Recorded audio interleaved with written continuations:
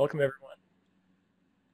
Happy day, that's right. It's a great day at Practical Farmers of Iowa. I'm sure it's a great day where you are too.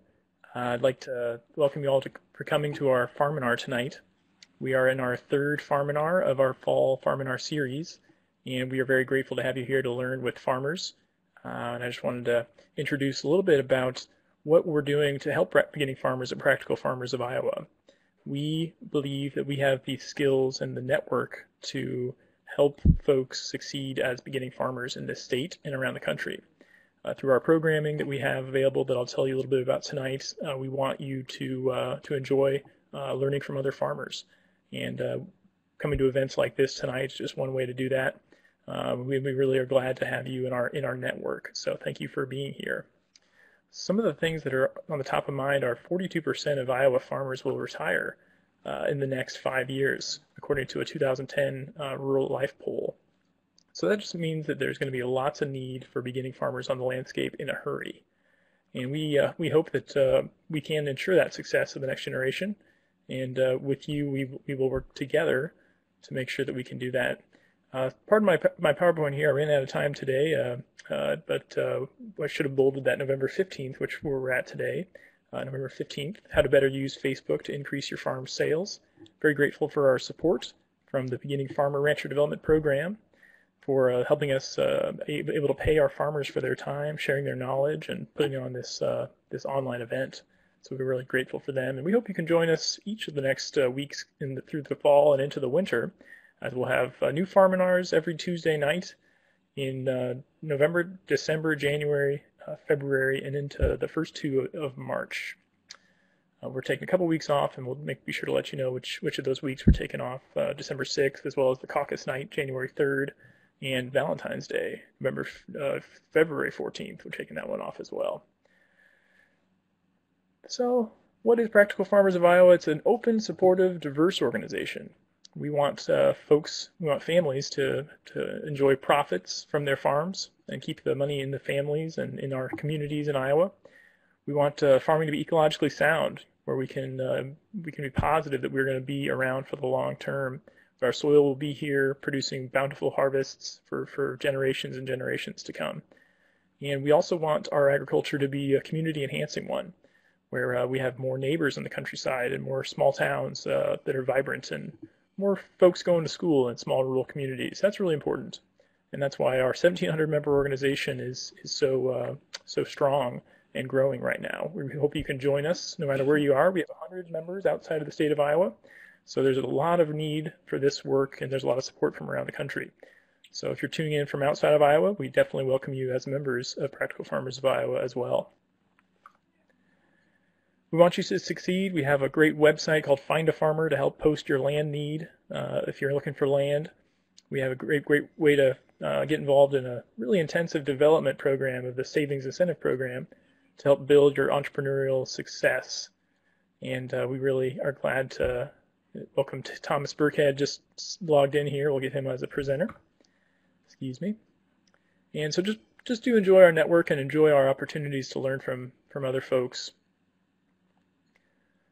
Penny, you might have 2 screens open. Make sure to shut one of your, you might have 2 windows open of the same thing. That might cause that echo.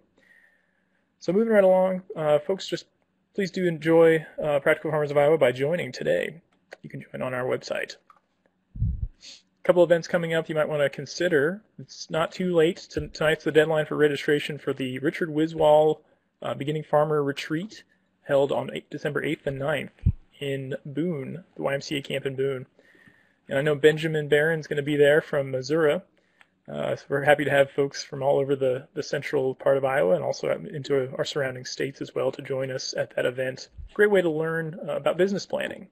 You know, what do you need to do to make a profitable business, and how do you know that, and how do you factor in all the expenses and potential income you could achieve by your business. Great opportunity to learn with other farmers. 38 farmers have already registered for that retreat, so we hope you do too. Our annual meeting is always a great event. There's always over 300 farmers that get together and learn from other farmers on a variety of topics. January 12th, 13th, and 14th is our conference date this year.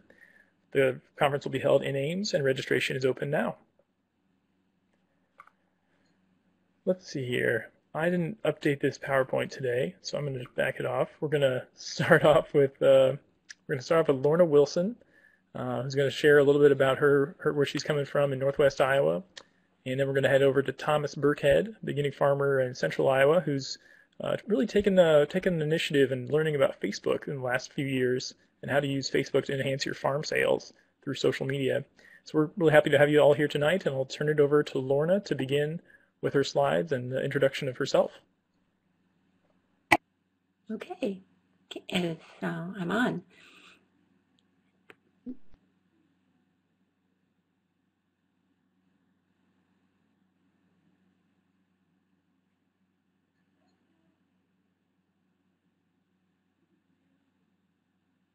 Waiting here for these slides to show up.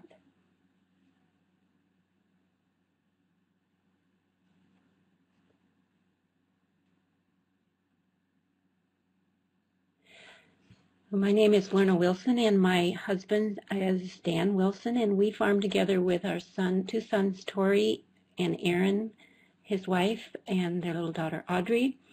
And our other son is Jaron Wilson, and he works part-time with us too. We're a family of 7 originally, so our farm name is called 7W Farm for 7 Wilson Farms. This is a slide of our pasture for the hogs. We do pasture hogs and dairy, beef, layers, and poultry layers and broilers. And we also do honey. So I'll go through these real quickly because we want to get to the main part. This is, we have a lot of chicory in some of our pastures, and I thought this was a really pretty picture of chicory blossoms. There's our dairy cows and some calves. Here's our egg mobile that we pull out to the pasture with that follows the animals, the grazing animals. So we go out there, and on the outside is our boxes that we have. You open up that side thing, and the eggs are in there, so we don't ever have to walk inside. This is my granddaughter and my daughter-in-law, Erin, and we have gone to 2 farmers markets this year. This is the Cherokee Farmers Market, and Audrey spent a lot of time in the backpack helping us, and she was a great asset to the market because everyone loves a little baby. Okay, this is where our broilers are. We have put in some windbreak, and these windbreaks are now a lot bigger than that, and so this is where our broilers stay. And sometimes we have really friendly pigs. This is one of our summer pigs. We had one year that just loved to be rubbed. And this is our sign that we use for farmers market, an alternative way to be natural and grass-fed meats. This is a picture of Tori's raw honey that we sold at the farmers market. This is one of my other farmers markets that I was at. It was a very hot day, very windy, and I set up there with our coolers with our grass-fed meat and our t-shirts that say "Just graze it."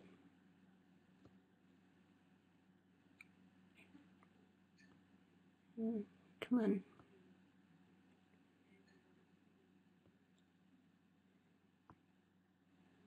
Okay, this is our whole family. We try to every year do a family retreat getaway, and this was one that we did this year.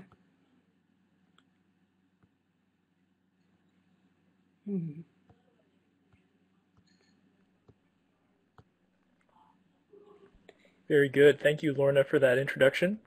I know we wanted to get on to Thomas Burkhead's introduction and then on to your questions about how to use Facebook. So I thought that was a really well done introduction, and we'll send it on to Thomas at this point.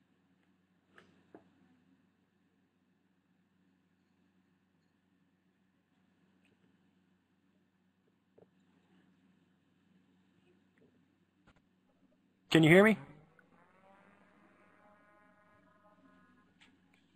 Hi, my name's Thomas Burkhead, and I work at Juan Sullivan's and do an array of jobs here, and one of them is managing the social media. Unfortunately, I had some technical difficulties earlier, so the computer my PowerPoint and all my documents on is not working, but I think we'll be able to go ahead and do this just fine without, hopefully.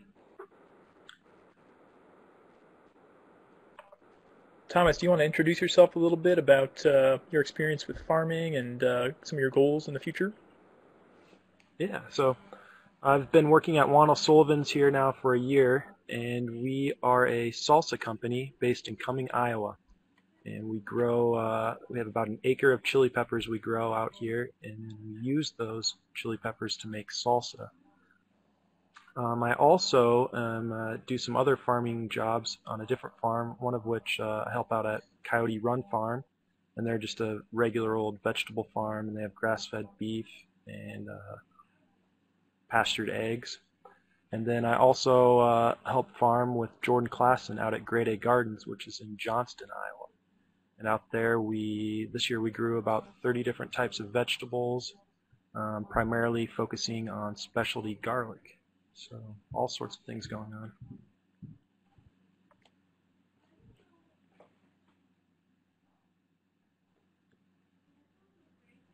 Thomas, if I can jump in here for a second. I wanted to let folks know that we're going to be sharing a screen. We're going to be sharing the Facebook screen. If you can, Thomas, if you can just choose the window of Facebook instead of sharing the whole desktop. That's a little bit less bandwidth, I've been told. But if folks let us know in the chat box if you're having troubles, and we'll try to adjust to make sure everybody can enjoy this share screen opportunity.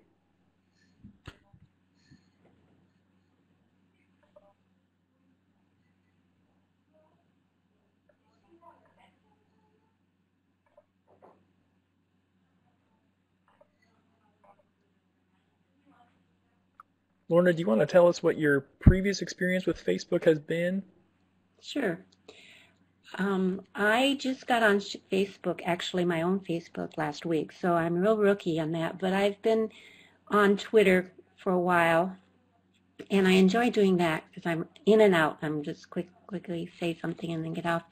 And then my children have made a Facebook page for our farm, and on that page they've put videos and they've put pictures and which looks like a lot of fun. So it's been kind of interesting to see what you can do with Facebook.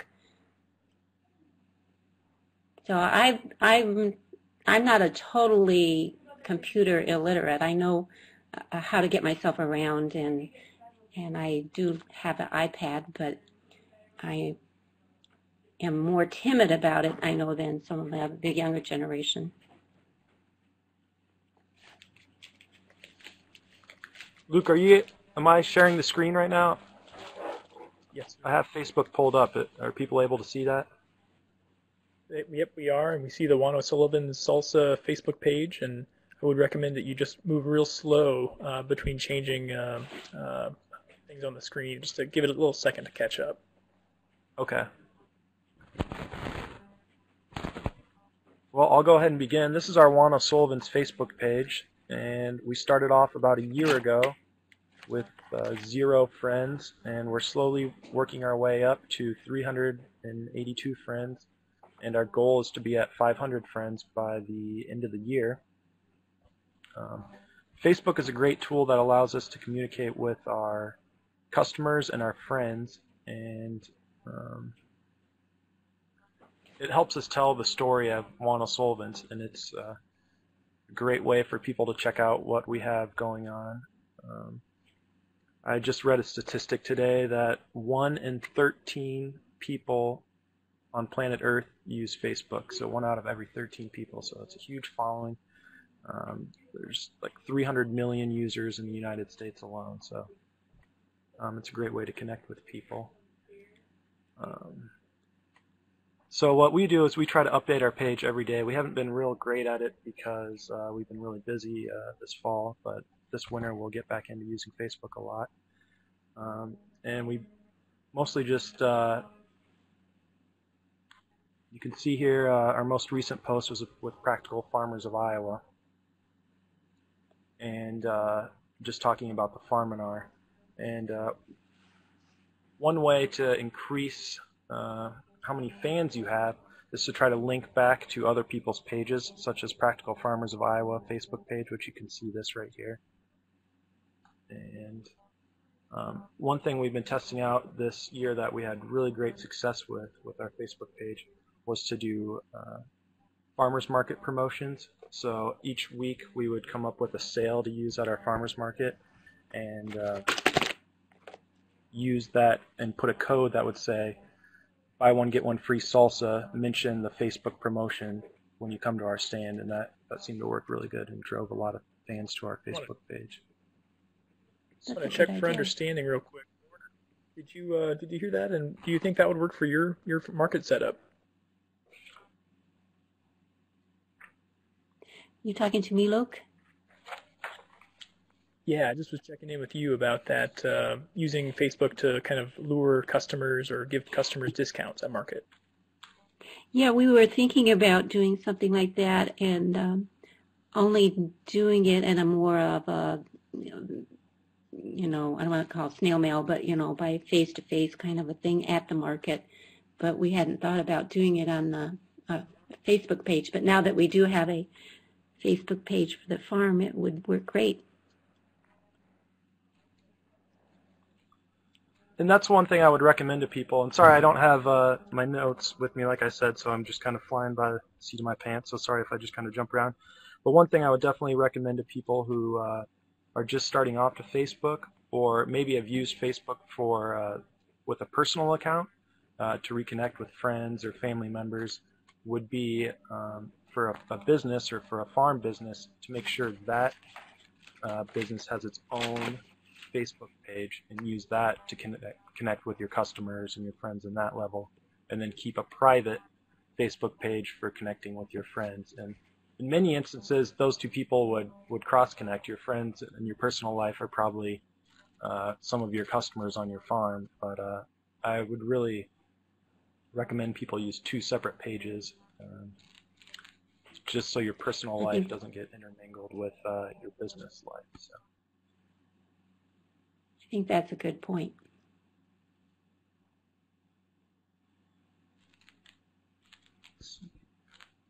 And moving on, one thing we recommend that we try to get really good at is we have a website as well that we just relaunched recently, and to have a link on your website that can point people to your Facebook page, and vice versa, you can use your Facebook page to drive people to your website. So you can see here we just had a new post that said about our revamped website, and that drove people to our website and to get more information, and you can actually purchase products off of our website too. How do you do that on your website? Do you just put a link somehow? Does it show you when you on your website how to do that? Yeah, so depending on who, if you have your own website that you manage, you can use a link and just put facebook.com, and with, I don't know if when I move my mouse if people can see it, but here our Facebook page is called Juan Sullivan's, and so this would be the link right there, the direct link to our Facebook page.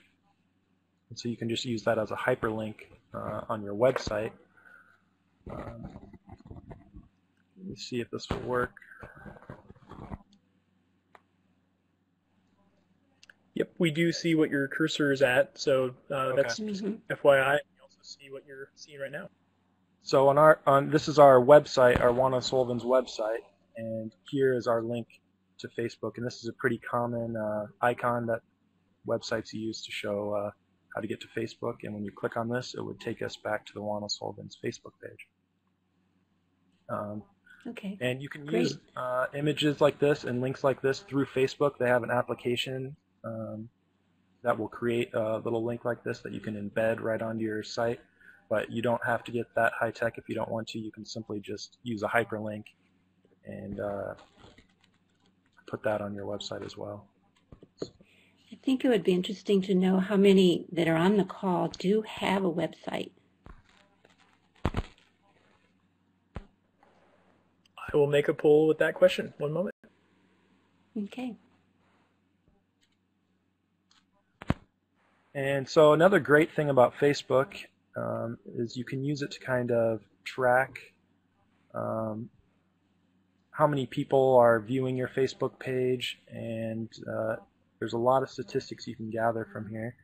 So by clicking on this Insights tab right here,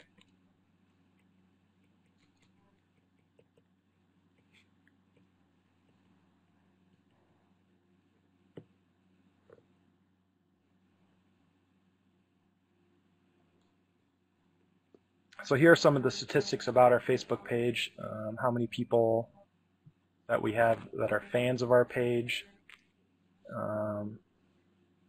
This is how many people are talking about it, and let me see here. So this here was our most recent post about our new website, and the reach was 142 people, which means 140 people saw the post about that website. Engaged users mean they either clicked on the post we had or went to our website. I don't know about you, Lorna, but I'm kind of lost. Could we go back to how you got to there, Thomas? Okay. So over here on the left-hand side are all the tabs that you can use. So we'll go back to our wall, which is kind of the home page of your Facebook page. And then down here there is a tab that says Insights. And this is only this tab is only available to the admins of the Facebook page. So not everyone who's on your Facebook can see this, but since I'm an admin, I can see this. You click here on Insights.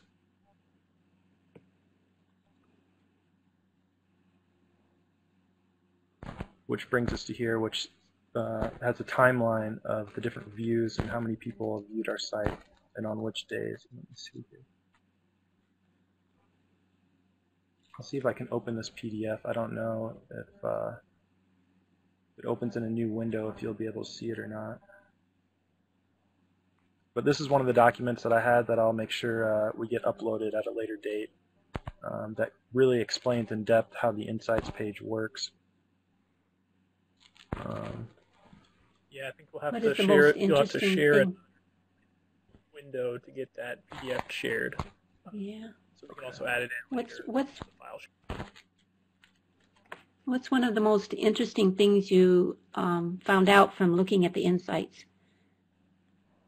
One thing I like to do is just to see the timeline from when you would put a post on Facebook or share a photo, to see how long it takes to get a certain number of viewers, so before 100 people see it, and then at the end to see how many total people that post affected. So every time every time we put a post on Facebook, have at least 500 or 600 people that view that post.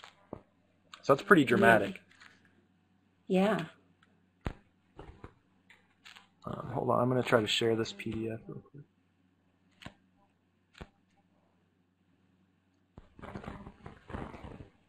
Lorna, how many Someone friends asked do you have on your Facebook page? Okay.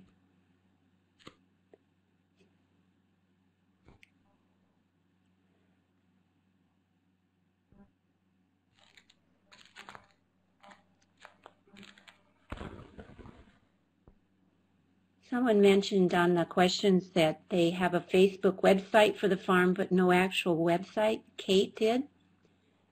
Would that, I wonder if she means that she has a Facebook page versus a regular website. Okay, great.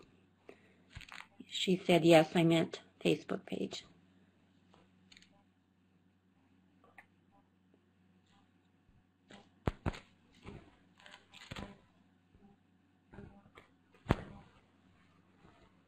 Well, and that's a great way to move on to another topic I was going to talk about when we can get back to Facebook, but would be websites and some resources that are out there for people who want to have a website. So I think Facebook is a great way to communicate with people on a daily basis or a weekly basis or multiple times a day, and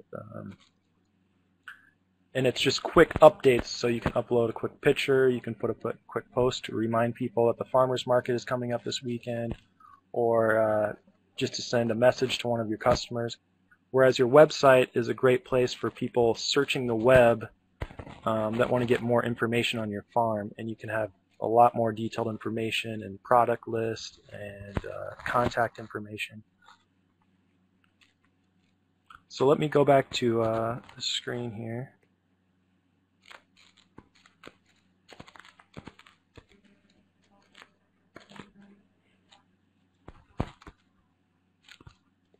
And one resource that's out there right now that I haven't really experimented much with, but I've heard some people have had great success,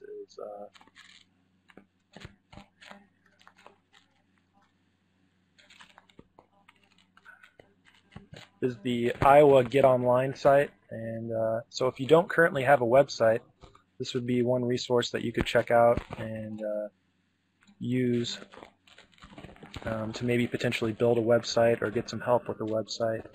And it's sponsored by Google. And like I said, I haven't used this program, but I've heard some people have had some great success with this. So that would be one resource to check.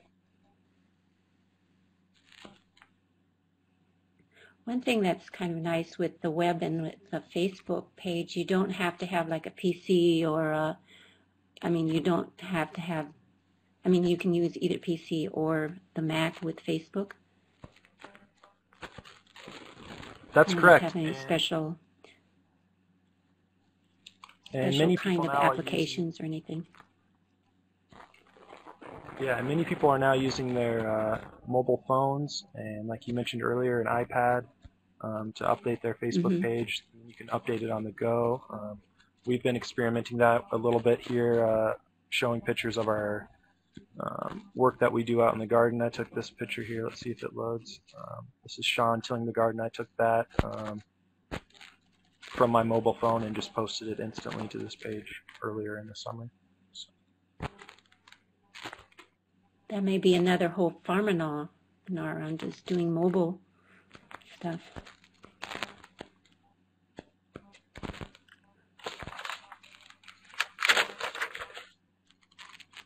So like I mentioned earlier, to try to get fans to your page, when you first create a Facebook page for your farm, you don't really have very many fans. And if you don't have any fans, it's hard to communicate with anyone. So to increase your fans, you should always be telling people at the farmers market that you have a Facebook page and for them to search for you on Facebook. Another way to create more fans is to have people give you their email address. So have a sign-up sheet at your booth or at your farm where people write down their email address, and then you can actually search for their email address and add them as a fan. So that would be a little more work for you, but it'd be one way to increase your fans. And how do you do that? Like how do you search on? Can you show us on there how you search for an email? Yeah. Just up in the search box here, you type in the person you're looking for. So. Okay. So here you can search, and pops up Grade A Gardens. And I just searched for a business, but it would be the same way for an individual person that you could search for. So.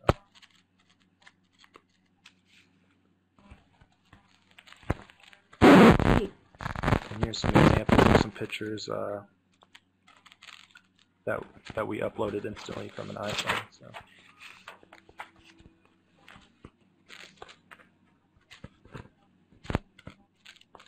Yeah, there's a question from Kate Edwards about can you actually add them as a fan to your page, or do you still have to invite them and let them choose to become a fan? You can request for them to become a fan, so they actually have to accept it, but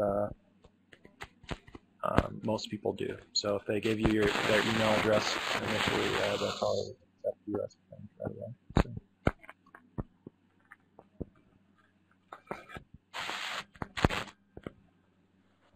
Thomas, there was also a question earlier about number of, Kate Edwards had it here, the number of people who see your post How does that differ from the actual number of fans you have, and how can that be greater than the number of fans you have?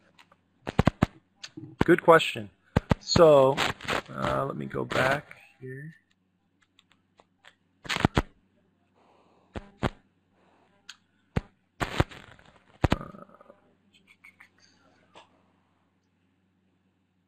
So right here where it says impressions, this is the, I don't know if you can see the little link that popped up, but when you log into Facebook, the home page you're brought to is called a news feed, and that's where all the people you're friends with and all the pages you're fans of, it gives you kind of an update or a snapshot of the recent posts they've had.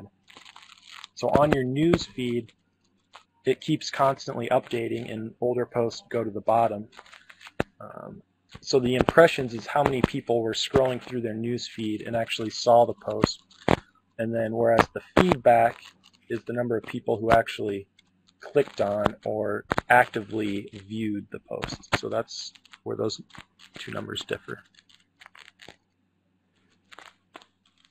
And so one way that number can be greater is, for instance, when we post something on the Des Moines Farmers Market page, you can post on their Facebook page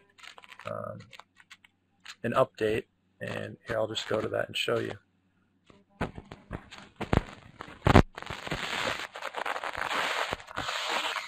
Like Buy Fresh, Buy Local just posted this update on the Des Moines Farmers Market page. The Farmers Market has 16,000 fans, so everyone who went to the Des Moines Farmers Market page saw this post from Buy Fresh, Buy Local, even though they're not necessarily a fan or a friend of Buy Fresh, Buy Local. So that's why it's important, and the Farmers Market Facebook page is a great example of this, of other people posting to the site to try to increase their fans.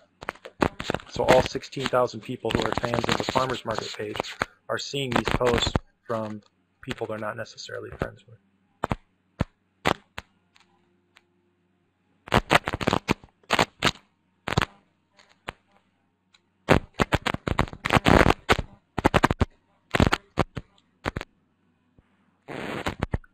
Are there any other questions?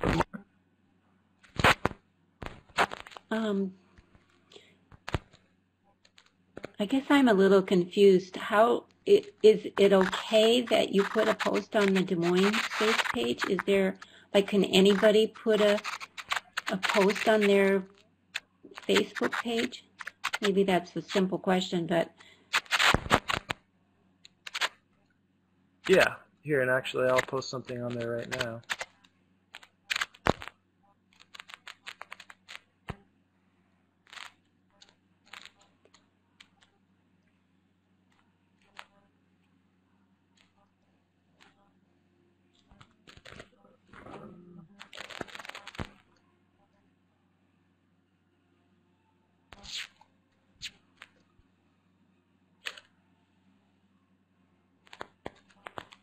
So it's real easy. You just go to their site and you can just share something right here. So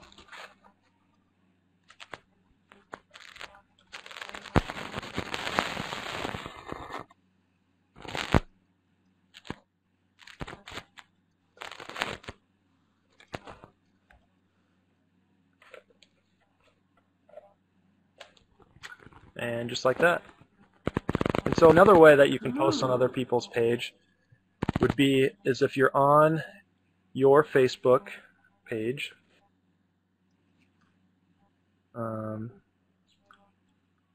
as you're typing, whatever your post is going to be, so let's just pretend like I'm going to repost the Practical Farmers of Iowa post from earlier.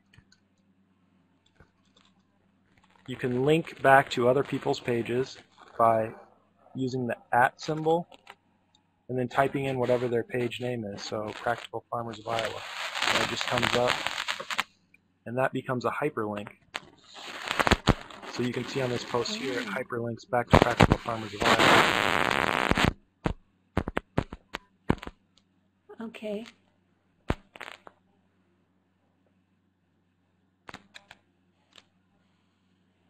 So that's pretty much automatic. I mean, you don't have to do any special codes or HMTL or whatever that is Nope. called. Nope.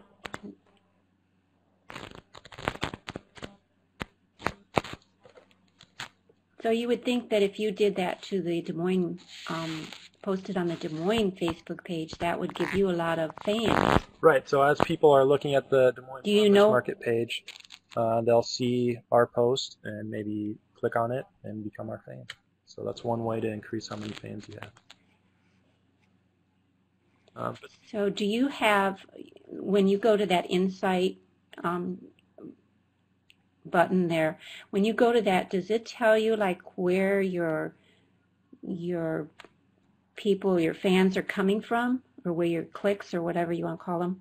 Does it tell you like you're getting so many from Des Moines Farmers Market face page, or it just gives you the number? Yeah, it doesn't tell you that, but let's see here.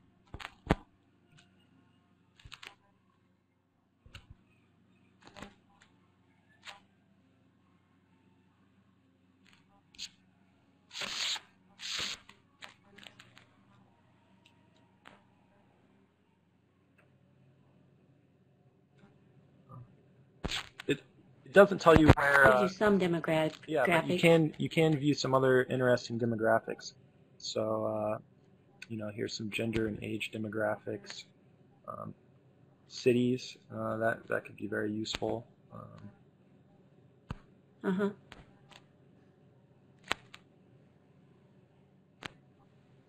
And then obviously the page. So if you say like you knew you were getting most of yours from like the female side, then you could more adapt your recipe or whatever you want to, your discounts or your coupons to that particular demographics. Am I thinking that right? Yeah. And then here it shows some of the external websites. So this shows that I don't know what date this is or what time I'm in right now, but it shows like 12 people clicked our Facebook page from our Juan Sullivan's website. So 12 people clicked on our link on our website that took them to their Facebook page. And likewise, when people were using Google and either Googled Juan Sullivan's or Juan Sullivan's Facebook and got to our Facebook page that way. So that could be some useful information.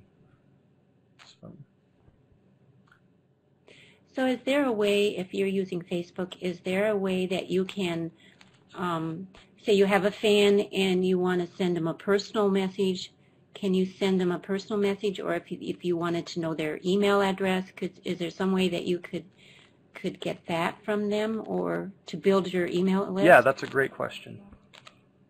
And that'll bring me on to another topic as well. So yeah, you can definitely send messages to people. So you would just either search for that person in the search bar, or let me see here.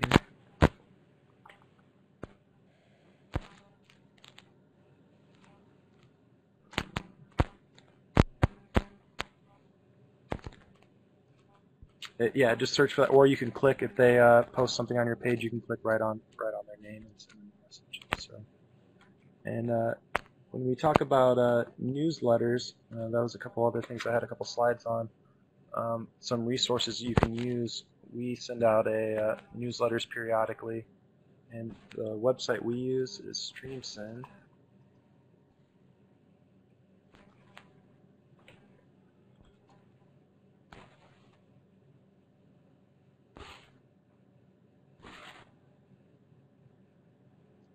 And hopefully I'll be able to upload my slides at a later date, and so all this information will be available there. So this is the marketing tool we use for newsletters to update people on things. And we have about 1,000 people we send out our newsletter to. And then another good program to use for email newsletters is MailChimp. And I have some experience with this when I worked at Buy Fresh Buy Local, and they actually have a free service. I think it's if you send to less than 500 people a week, you can use their free service. So that's a great way to design professional-looking newsletters and use this program to manage your client list.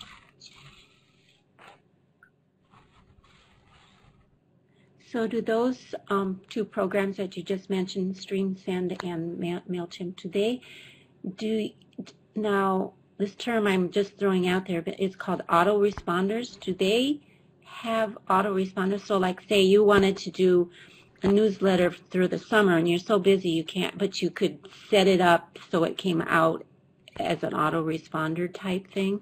You know, that I'm not certain of. You can, well, let me put it this way. With StreamSend, you can create your email, your newsletter at any time, and you can tell it to send it out on any date at any time. So if that makes sense. So if I created one today, but I don't want it to go out till tomorrow morning, I can program it that says, send this message, you know, tomorrow morning at 9 o'clock. Yeah, that's what I meant. Because you know, sometimes in the summertime when you're so busy with markets and getting things done that you kind of forget. Oh yeah, there's a newsletter that needs to go out, and so maybe if like you could set it up, if you knew enough information, you could set it up to come out like every 3 weeks or every 2 weeks or something like that during the summer when you're so busy you can't think to get beyond one market day to the next. So, that definitely has that functionality. And another great thing about using a program like MailChimp or StreamSend for your emails is they have kind of like the Facebook Insights. They provide you with feedback on how many people actually open the email. If you put a link in the email that says click here to go to our Facebook page, it'll tell you how many people clicked on that link.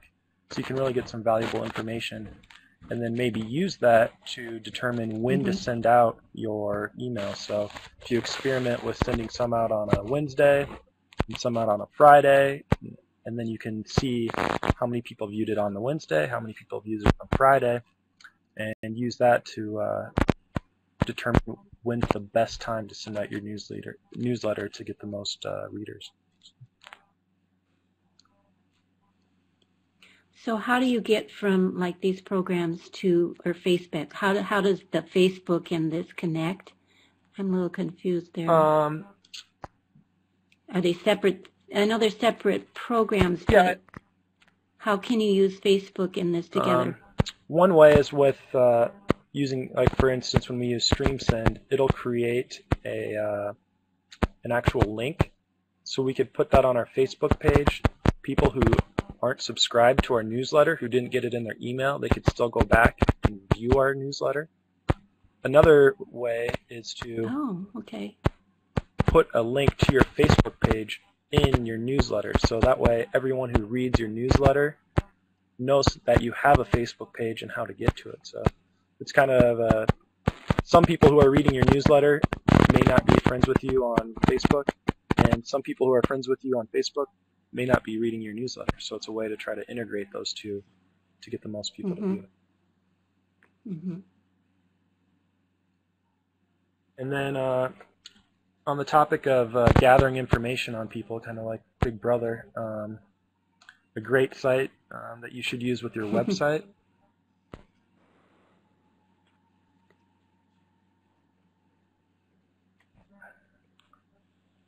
And this is a free service provided by Google, and it's called Google Analytics.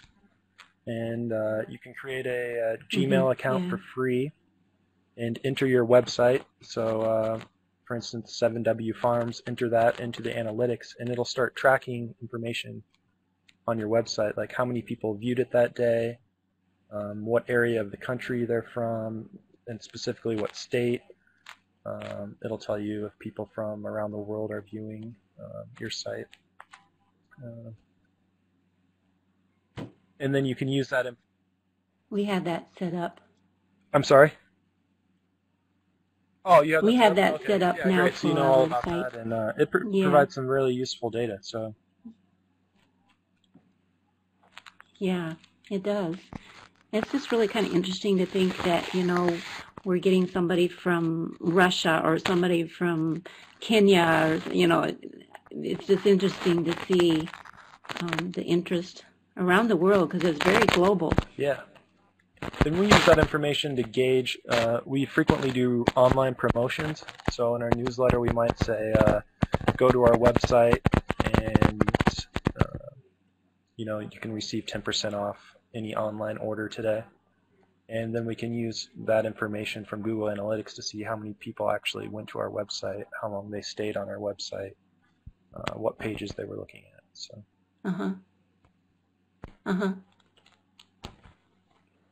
Yeah, it'd be interesting to see how many on the call have used Google Analytics before, because I think it's pretty well known, or maybe it's not. I don't know. I don't know if Luke could do a quick survey.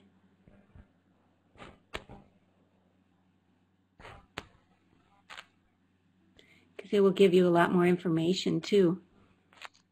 I was thinking marketing, the more information you know about your audience, the better. So you can really know what your customers and people want to know. What do they want to know about your farm? What do they know about salsa? This is an information type market anymore. It's very true.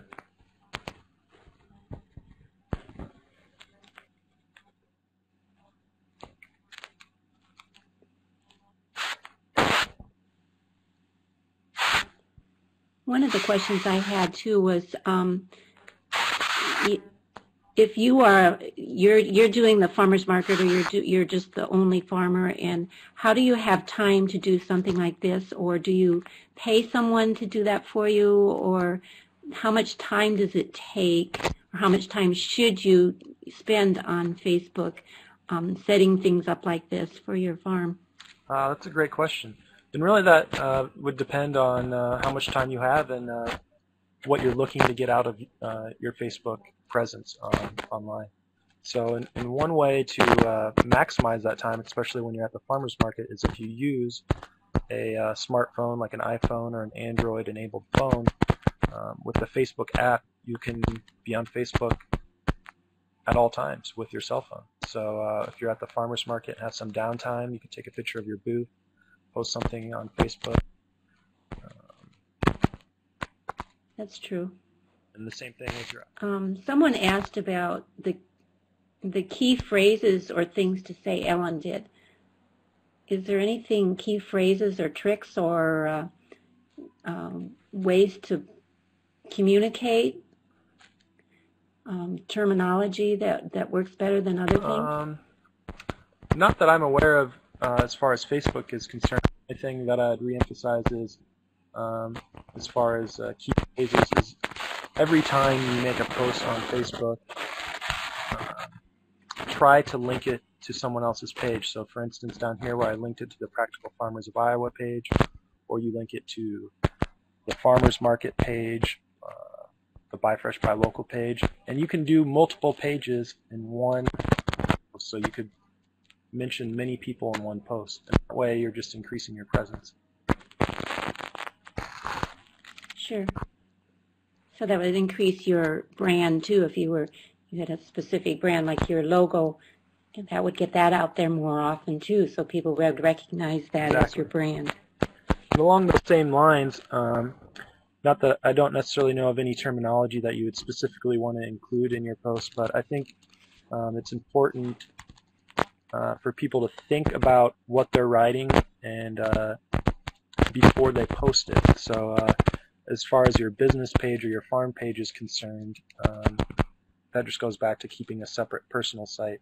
Make sure whatever you're posting is something you would want all of your customers to be able to see, and people who aren't your customers to be able to see. So our customers come from all walks of life, and they're very varied demographics. So we just want to make sure we don't do anything to offend anyone or to turn away customers. So. And being very professional in the way that you present your products.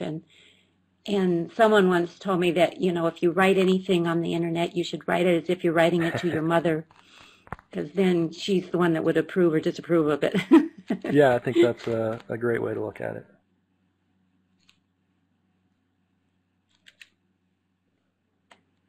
Someone asked a question too about how something about able to correlate increased sales to Facebook page. Have you been able to correlate increased sales to Facebook page? I think that means that whether you can tell if your sales has gone up because of your Facebook page. Yeah, and one way we track that is, for example, let me see if I can find an example of that.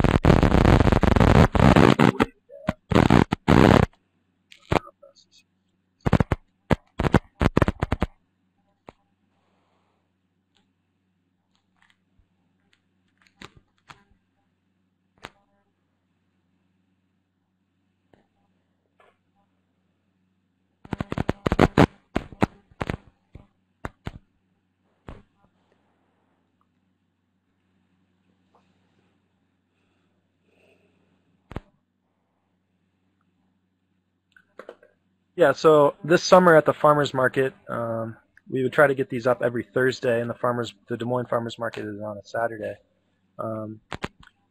We would have posts like this with a special, and we'd have, it says mention code word summertime. So then anyone who came to our booth, that would mention this special. So there are weeks where we'd have 20 or 30 people that would mention this code and get this discount, and so that's one way to track how many people actually saw that and were using it. So do you have a specific code, or they just have to tell you we saw it on your Facebook page? Or? Yeah, either or. Sometimes using a code makes it kind of more fun and interesting, but we'd also have people come up to our page and said, or to our booth and say, we saw this ad on your Facebook page. I don't remember what the code is, but we'd still give them the discount. So. Yeah, that would work.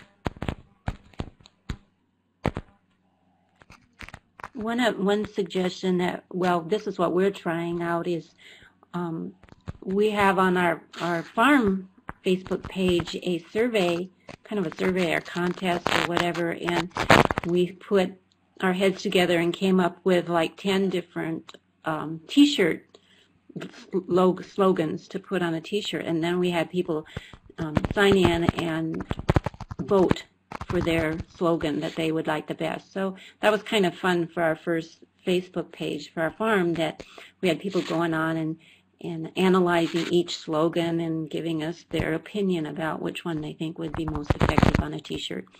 So that's just a suggestion. Yeah, I think that's a great idea, and anything you could do to make it more interactive and to get people to interact with it. So anytime, it's a great idea to ask people questions that that require some feedback. So than just posting, your thoughts or things like that. So to get people to communicate back.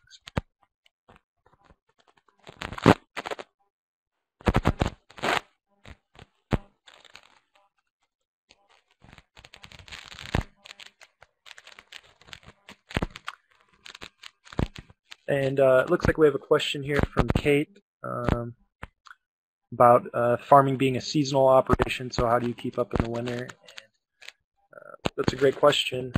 And many farmers are so busy in the summer that it's hard to even use social media. So in the winter, when you're downtime, that's a great way to start using it. And something we could talk about is giving people tips on the things you do at your farm. So what type of seeds you use, when are different planting dates. Just try to come up with creative things to show people throughout the year and to keep using Facebook. So maybe you could take pictures of a big snowdrift on your farm or something. Just things that little updates you can keep using throughout the winter.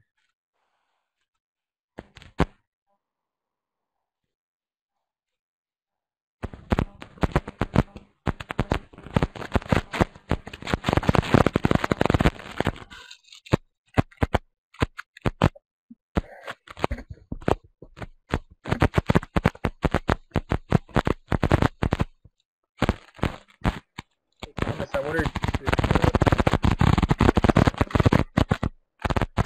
to Audio Setup Wizard and just kind of, I think that would clear your mic, get some fuzzy stuff on your mic. I think that would clear it up real quick. Take a second to do that. Luke, I'm having trouble hearing.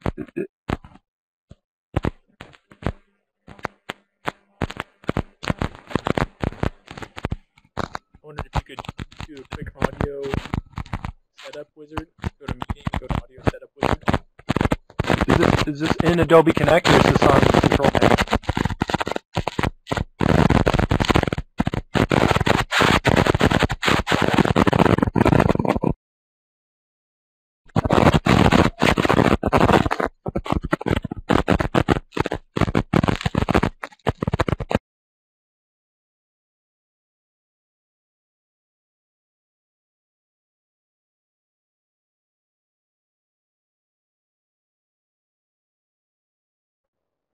Yeah, 1 second, folks. I muted the two presenters because we're getting some weird feedback going on. And I wondered if Thomas, if you hear me, you could just do a quick meeting, go to meeting, then go to audio setup wizard. It's within Adobe Connect itself. That's right, Melville. It's a little bit of static. We're trying to cure that right now, real quick. So if you could, Thomas, if you can go to meeting, go to audio setup wizard, and go through those 4 steps real quick. It shouldn't take more than 10 seconds.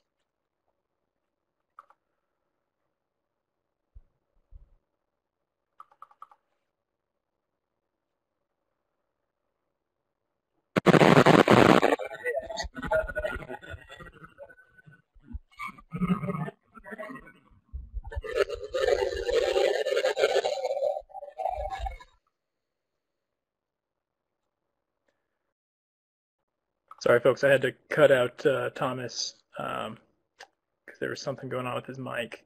Lorna, I wonder if I could go to you at this point and kind of check in for understanding on this topic so far. Where are you at? Where do you want to go from here?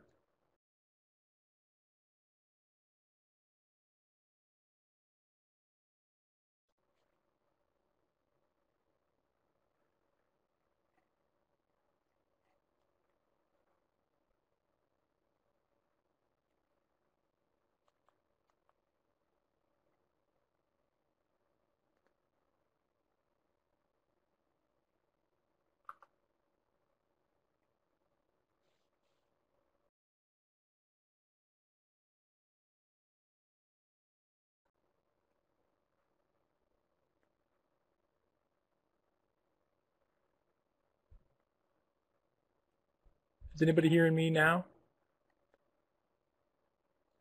Lorna, no? Okay. Lorna, we're not hearing you. I wondered, okay, Thomas can hear me too. Okay. I think I'm going to boot Lorna as well. I don't know what's going on. Something might have gotten corrupted. Okay, so Thomas, if you could go to Meeting, Audio Setup Wizard within Adobe Connect and set up your audio really well, that should take out the static.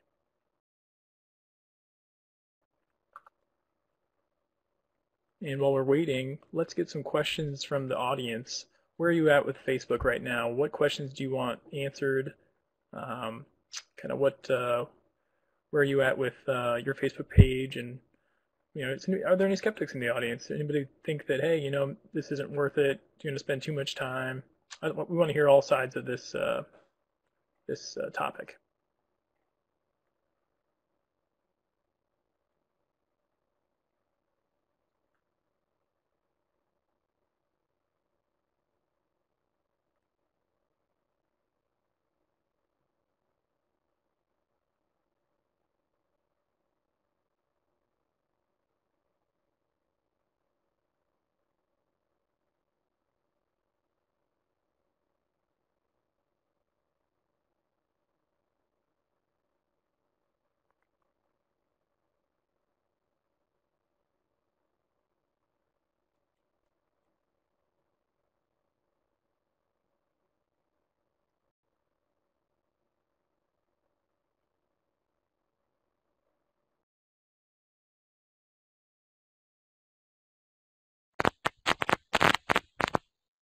Okay, Luke, is my microphone working now? It is. Great. Yeah, that's weird. I don't know what happened.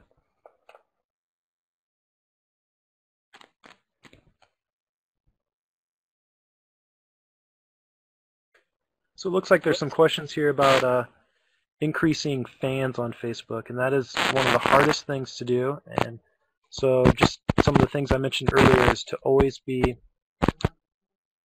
linking your post to other pages that have a lot of fans, like the farmers market page, or even to just other pages, because in putting posts on friends pages, because that's just going to increase the number of people who see your site.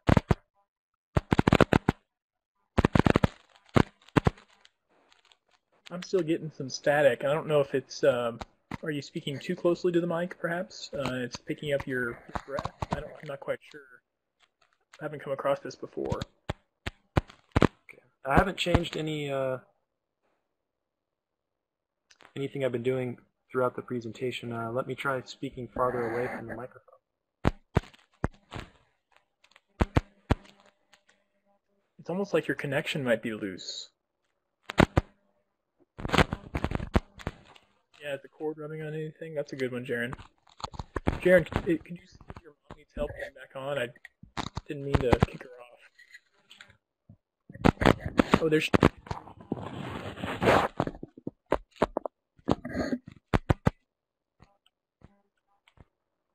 Lorna, you're back. Sorry about that.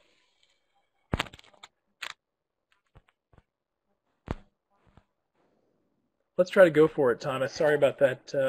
That little static. We'll try to get through it together. And Lorna, whenever you can, turn your mic back on, and we'll get the conversation started again.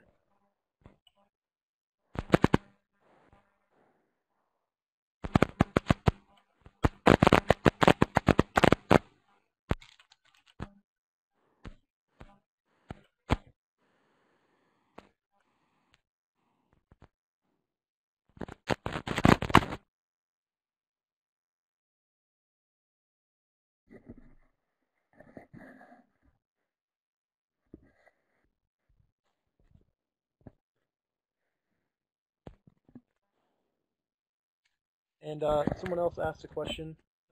Am I coming through clearly? Is that all?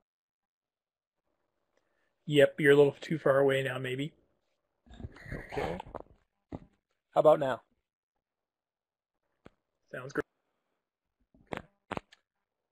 Hopefully, maybe we can upload my notes, because someone asked a question about, is there a tutorial for beginning Facebook users? And yes, I have a link to a great site that has hundreds of videos on everything you could possibly want to know about Facebook. So we'll get that uploaded later, I think.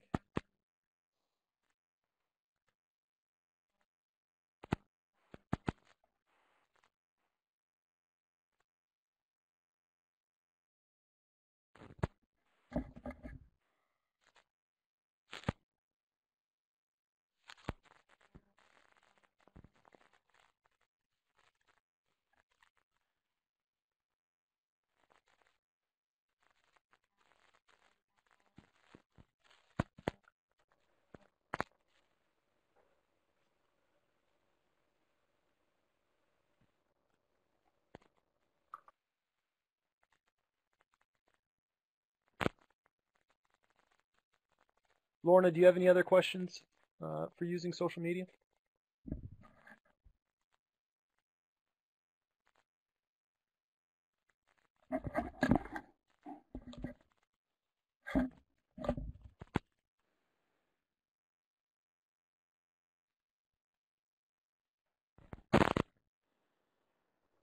I'm sorry, folks. We're having trouble hearing Lorna. Lorna, I wonder if you could put some questions through the chat box in the meantime, and we'll go for more questions in the audience, and Thomas can answer those by audio.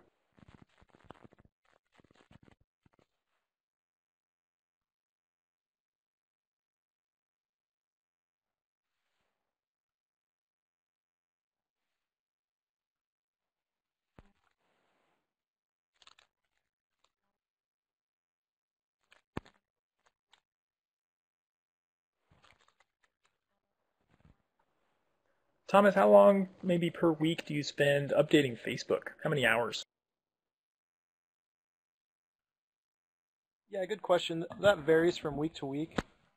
Our goal is to always have at least one post every week. And really, our goal is to post something every day, but sometimes we're just too busy, and that doesn't always happen. So, our main thing is that we reach out to Facebook users at least once a week. So, all in all, probably about 30 minutes a week, up to an hour a week.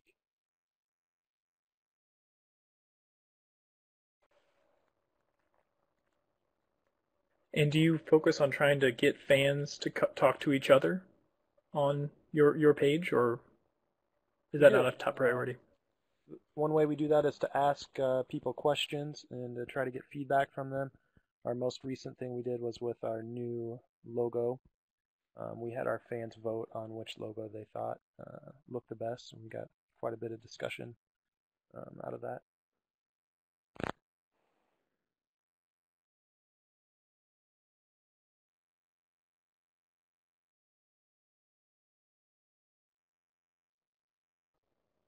And you were talking earlier about your goals of number of fans you want. How do you structure those? What are your process for planning? It's more of just a benchmark to try to get to. So, like I said, our goal is to get to 500 by the end of the year. And so we'll work pretty hard at doing that, especially with the winter farmers markets coming up on Saturday. There's one Saturday before Christmas, so we'll get the word out at those farmers markets. And we just had some new cards printed with our Facebook page on it, so we'll be giving those out to everyone who stops by our stand. And we let people know that we run promotions on our Facebook page as kind of an incentive for people to become our fan on Facebook.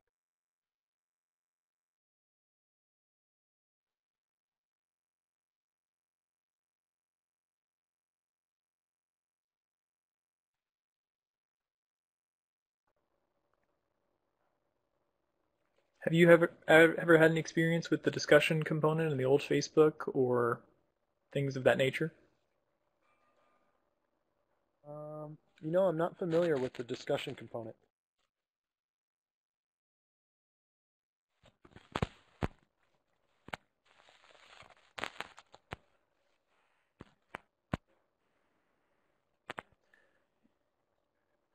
What are some of the kind of the tricks that you've picked up about Facebook? I know there's some people post as themselves versus posting as their farm. What other things do you really focus on and recommend for other folks that are starting to do this? Yeah, like I said at the beginning of the Farminar, I think it's important to not post things about your farm or your business as on your personal account. So, or not necessarily that, but to have a separate account for your farm or your business, because a lot of people use their personal account to reconnect with old high school classmates and discuss things that aren't really related to your business. And the people who are fans and that want to be a part of your farm don't really want to hear about those other conversations you're having with past friends and things like that. So,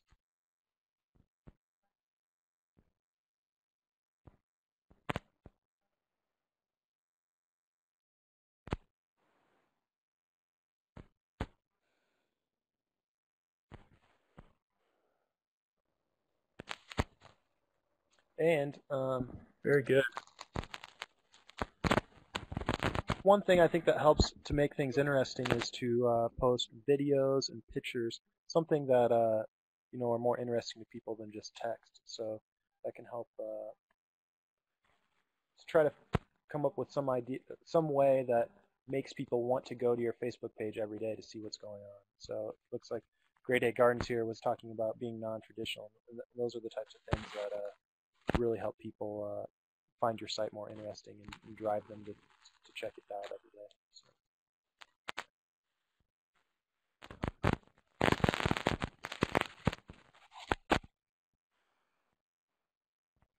A couple pages if people are looking for inspiration on and ways to use Facebook. One would be to search for the Gusto Pizza Facebook page. Uh, they are getting really creative in the ways they use Facebook, and some would say maybe they use it too often. And another Facebook page to maybe check out would be the Zombie Burger Facebook page. They're a Des Moines restaurant, and they got over 5,000 fans in less than 1 week of opening. So it really went viral with that Facebook page, and they use it quite a bit to update people on different promotions and things that are going on at the restaurant.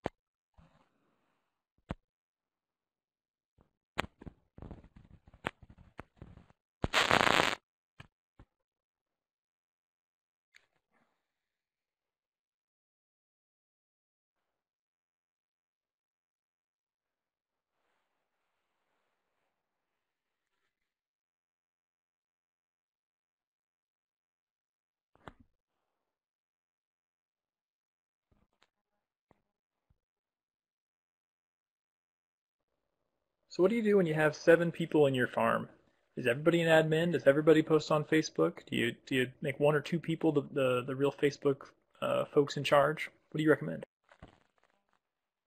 Yeah, I think the more people you have as admins, the better to a certain extent, because the more you're posting on Facebook, the more opportunities there are people to see what you're talking about and to see your Facebook page on their news feed. So the more posts you have and the more people posting, the more people are going to see it, obviously. But it still would be important to have some ground rules or some goals of what you're trying to accomplish with your Facebook page, or messages you're trying to get across that every admin could agree on. So there's a focused message.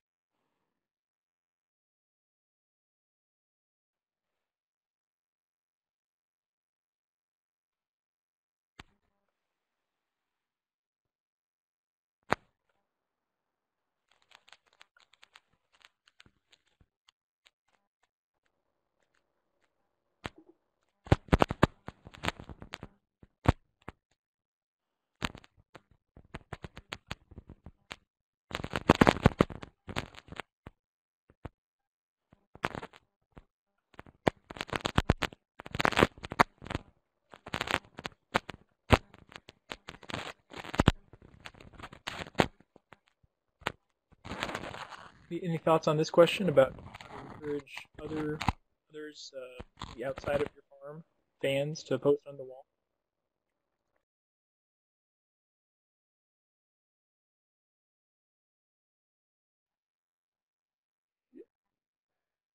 That just kind of goes with the nature of the business. The more people that are excited about that business are going to post feedback and things like that. But for small farm operations, to get people to post would just be ask people questions. Ask them what their favorite vegetable is, or maybe if you posted a picture of asparagus that you're growing, then you could ask people their favorite way to use asparagus, or their favorite dish, and people drive people to comment on what they think. So.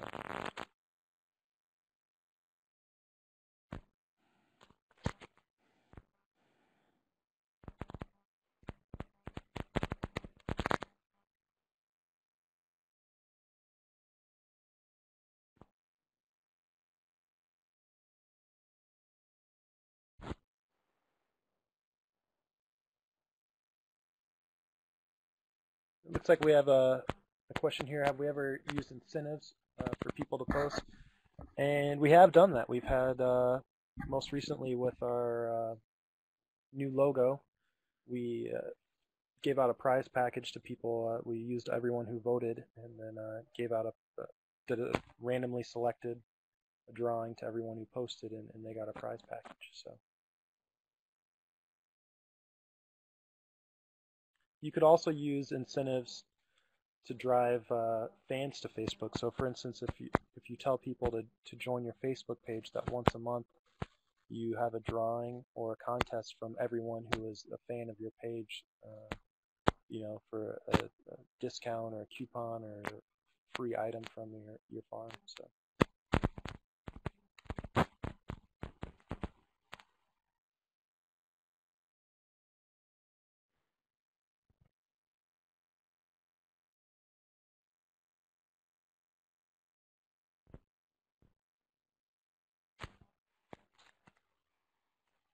So when you're on Facebook, you can click on a list, and it'll display all of your fans. And what we did was just import those into Excel and did a random drawing that way.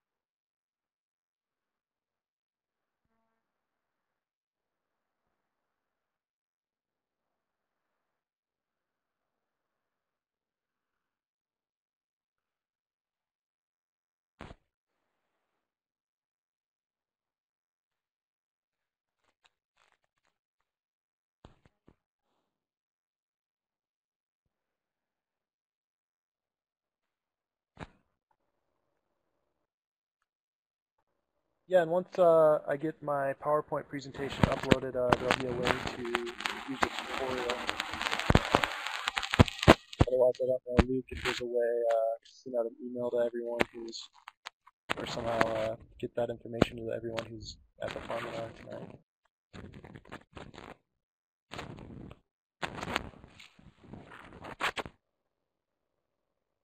Yeah, if we had the files right now, we'd be able to share them in the file share screen, but that's not going to be possible because those files are on that computer that's off the deep end right now. So we'll make sure to put that on our Farminar webpage so we can see all the those files in the tutorial as well. What would you recommend to the question about how to think of creative ways for a farm business to use Facebook? Is it possible to have ideas for other people's business, or is it really business specific? You really have to it has to come from your own business. I'm sorry, Luke, that cut out. Can you repeat that again? Certainly. Is it really important? Is it really important for each business individually to come up with their own Facebook strategies, or is it really easily steal and borrow and use the same techniques of other businesses? I think it's important to come up with your own message, and that doesn't mean you can't get inspiration from other sites. But before you start using Facebook or when you're creating the Facebook page for your farm business, maybe map out what you want to accomplish with Facebook. Do you want to just have it be a place where people go to get more information about your farm? Do you want it to be a place where people get weekly updates on what you're growing or the farmers markets you're at? I mean, there's various ways you can use Facebook, and it's important for you to decide what your focus is going to be.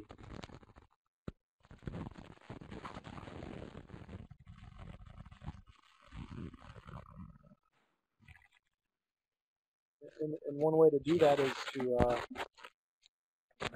to think personally, what types of things you like to see. Do you like to see photos on Facebook? Why would you go to Facebook, or why do you visit the websites you visit? Is it because there's updates or news or photos or videos?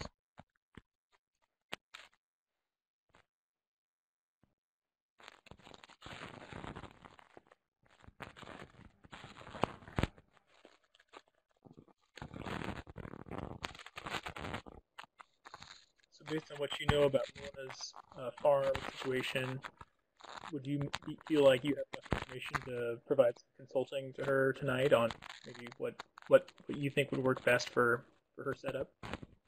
Yeah, just from visiting her website earlier today, I think they have some great photos on there. So if she could share some of those photos on her Facebook page with people, and especially with some of the unique things they're doing, like they had like grass-fed beef and poultry, chickens, maybe some of the ways they manage those that livestock. So pictures of their chicken coop, or if it's a mobile chicken coop, or maybe them rotating the cows through different pastures, or just tips for one thing they could, as experienced farmers, they could use their Facebook page as a way to help new and beginning farmers.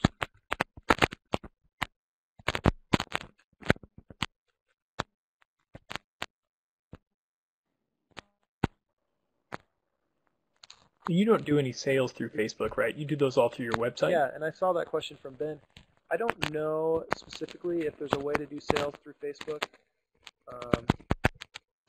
easily. So there's many different apps. You can develop software.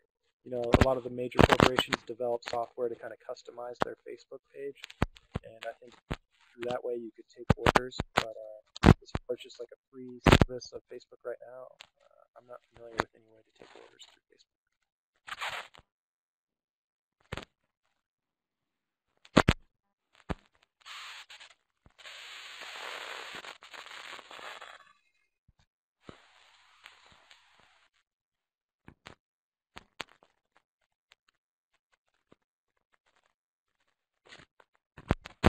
There's a couple, looks like there's a question here about internet predators. That's why it's important to keep a separate page for your business.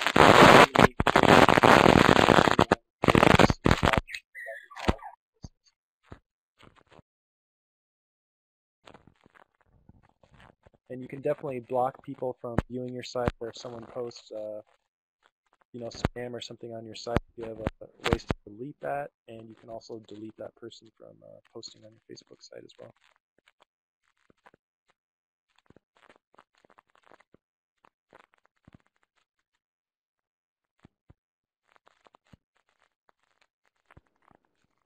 Just a few more minutes left this evening. Thank you for your questions, and do want to thank our speakers too, but we do have a few more minutes, so please continue to have your questions answered. Thomas, you're doing a great job. Keep it up.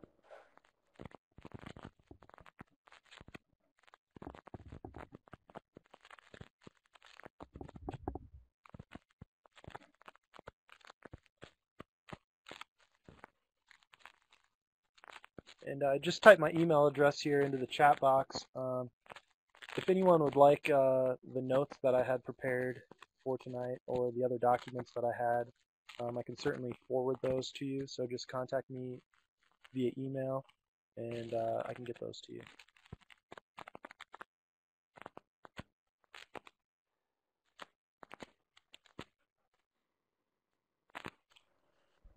Very good. Thank you so much for joining us all tonight, everyone. I wanted to just point out that we did have some technical difficulties tonight, and that's why we weren't able to get this microphone working as well as we like to. But we definitely we're flexible. We go with the flow, and I really appreciate Thomas working so hard to make this work in a pinch with the new computer at the last minute. Also wanted to thank Lorna, and I'm sorry that we lost you the last 10 minutes of the Farminar. Yeah, again, I apologize. But really good job, and I really.